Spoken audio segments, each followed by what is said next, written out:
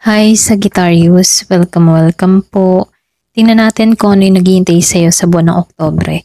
So be open-minded, hindi halos lahat makaresonate.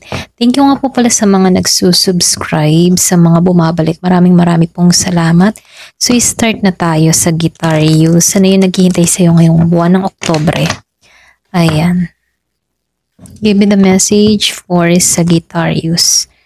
Ano yung naghihintay para sa buwan ng Oktobre kay Sagittarius?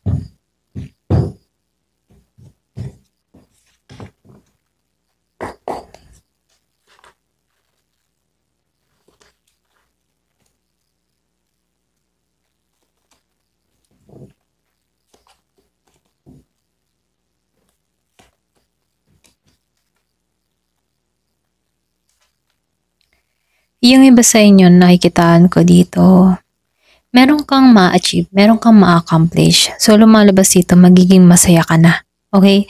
So, dito, meron akong nakikitang pagkilos, merong relocate ng ibang lugar, may paglipat ng lugar, or pwede rin meron travel, or pwede rin yung iba sa inyo nagbabala ka mag-travel. So, meron din akong nakikitang pag-alis, okay?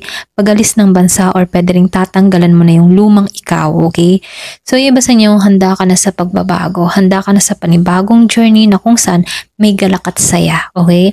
So, lumalabas din dito, marami ka namang pagpipilian, marami kang opsyon, kaya lang may time na nalilito ka, alin ba yung uunahin ko, okay? Pwedeng yung iba sa inyo, dalawa yung dumarating sa buhay mo, love, or kaya pwede ring trabaho, or pwede ring family. So, nakikita ko dito, marami kang pinagpipilian, marami kang choices, marami pumapasok sa'yo. So, lumalabas din dito, maging matalino ka sa pagpili, ano, or pwede ring sabihin, kung gusto mo itong mangyari lahat, so, piliin mo muna yung importante, huwag sabay-sabay, okay? So dito, sinasabihan ka rin dito, magiging balance ang lahat, lalo-lalo na pagdating sa financial mo. Okay? So meron din ako nakikitang pagbabago na mangyayari sa'yo. Pagdating sa ginagawa mo, ano, nakikitaan ko dito, merong paglago na mangyayari sa'yo.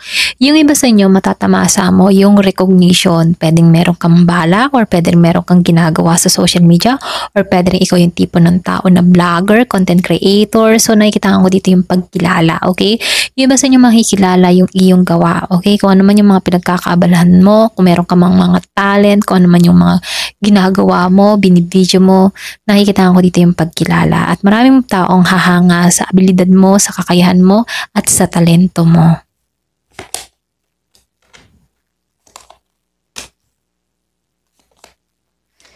So dito, no, nakikitaan ko dito, hindi madali yung pinagdaanan mo. Marami ka ding naranasan ditong kabiguan, okay?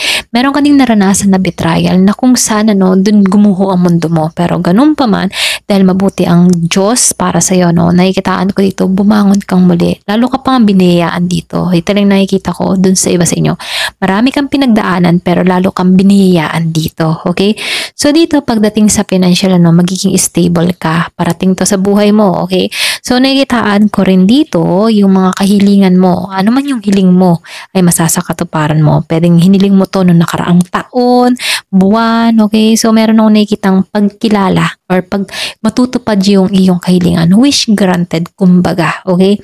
So, nakikitaan ko dito yung pagiging masaya. Kumbaga, yung pait ng karanasan mo ay mapapalitan ng galak at saya, okay?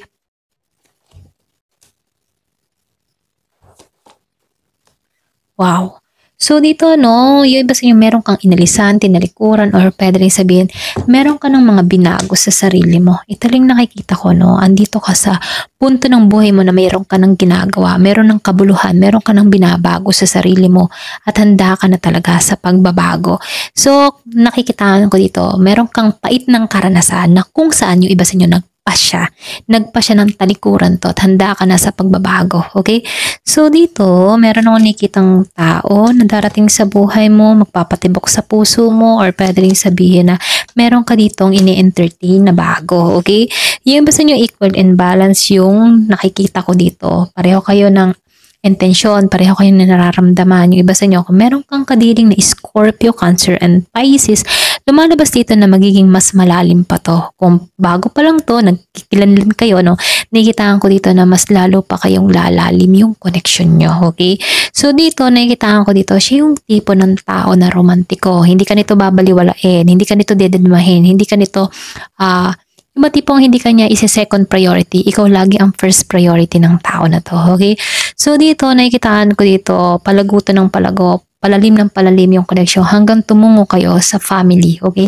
Hindi lang basta to fling-fling, hindi lang to basta landian to the max. Ito yung nakikitaan ko ng mas malalim na connection, okay? So, meron ka ditong hiling. Yung iba sa inyo nagmamanifest ka, meron kang gusto mangyari. So, nakikitaan ko dito, ang pagdating ng tao nito yung milagro, okay? Kumbaga, yung iba sa inyo pwedeng sinukuan mo na yung pag-ibig, pero sa hindi inaasahan, meron ditong magmimilagro, okay? So dito, sinasabihan ka dito, maging klaro ka sa kaisipan mo. Tanggalan mo muna yung pag-isip ng negatibo. Kasi dito, meron kang willpower na mamanifest mo yung gusto mo. So mainam po, sinasabihan ka dito na maging malinaw ka sa adhikain mo. Tanggalan mo muna yung mga sama ng loob, pag-isip ng mga kung ano-ano, mga negatibo. So ito na yung time para i-release to at papasukin mo yung positive na biyaya patungo sa'yo. Okay? So tingnan pa natin. Ano pa yung mensahe para kay Sagittarius? Ayan, give me the message.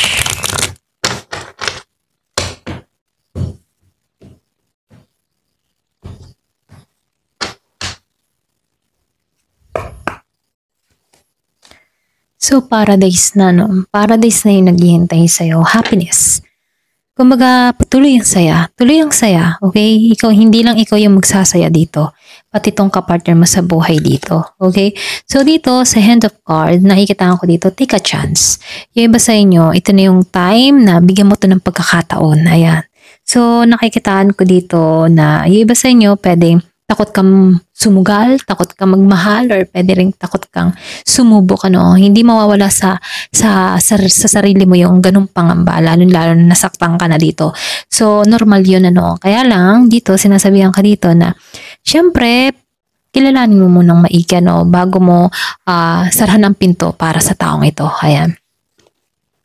So love, kung hindi ka pa handa, no, mahalin mo muna yung sarili mo. Pag na-unconditional love na yung nararamdaman mo para sa sarili mo, kumbaga nakikitaan ko dito na pag minahal mo muli yung sarili mo, nakita mo muli yung sarili mo, dyan na papasok yung true love, okay? Kasi alam mo na kung paano pangalagaan yung sarili mo. Kasi nakikitaan ko dito, may babalik mong muli or mabubuo mong muli yung puso mo. So dito, no, meron akong nakikitang twin flame, yin and yang, balance, union, and duality. So lumalabas dito, no, nakikitaan ko dito, makukomplement nyo yung bawat isa. Okay, so nakikitaan ko dito, twin flame, okay, pwedeng ito yung ka-twin flame mo, ito yung soulmate mo, merong ascending. So lumalabas na iaangat ka dito, or pwede rin mararamdaman mo dito na pag-angat. Ito yung panibagong yugto na kung saan pinagpe-prepare ka dito, no? Kasi hindi lang basta yung person na parating sa buhay mo. Kumbaga, mararamdaman mo dito yung pag-angat. Kasi nakikitaan ko dito, stable to. Pwedeng meron to sa buhay, or pwede rin businessman, businesswoman. So, nakikitaan ko dito, hindi to pangkaraniwan, okay? Ayan. So, nakikitaan ko dito, stable siya pagdating sa kanyang finance. Kaya dito, sinasabihan ka dito or pinagpiprepare ka dito na hindi basta tong taong makikilala mo. So, meron ditong palm tree. So, nakikitaan ko dito, secure instability. So, nakikitaan ko dito, pareho kayong lalago. Ayan, may paglago ang mangyayari sa inyo. So, engagement ring, ano. So, talagang pakakasalan ka ng tao na to. Totohanan na to, malalim na connection na tong naghihintay sa'yo. So, yung iba sa inyo, pwedeng makilala mo to through online, text, call, email. So, nakikitaan ko dito, interesado sa'yo. Kung baga gusto ng tao na to na makausap ka, pwedeng gusto niya yung mindset mo, pwedeng gusto niya yung mga nilalaman ng isipan mo pag nagkukwento ka rito, ganon. Ayan. So, may clock, pwedeng oras, need time, or pwede rin take time, in time, cycle, time to heal. So, yung iba sa inyo, pwedeng nasa process ka ng healing, dito ka sa moment na nagpo-progress na, may paglago or mayroong pag-usad na nangyayari sa'yo, okay? So, dito, mirror. So, lumabas yung mirror, So, meron ditong mirroring each other, self-image, reflect our wounds. Pwedeng pareho kayo nasaktan. Pwedeng ikaw kung nasaktan ka sa nakaraan mo, ganun din siya rito, no? Na kung saan pagtatagpuin kayo dito. Kaya lumabas yung twin flame, pareho kayo ng naranasan sa buhay.